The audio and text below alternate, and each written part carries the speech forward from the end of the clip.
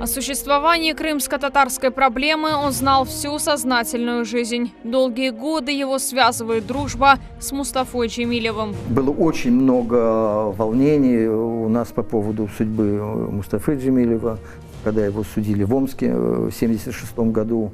Сегодня Александр Подробинник участвует в защите крымских татар в Крыму.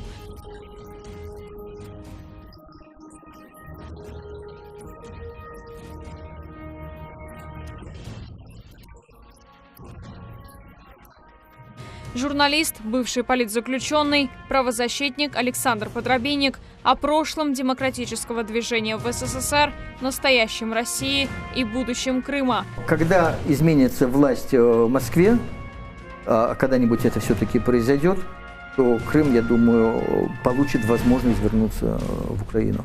Смотрите программу «Тарих Сидасы» с Гульнарой Бекировой в воскресенье 12 ноября в 18:00 на телеканале АТР.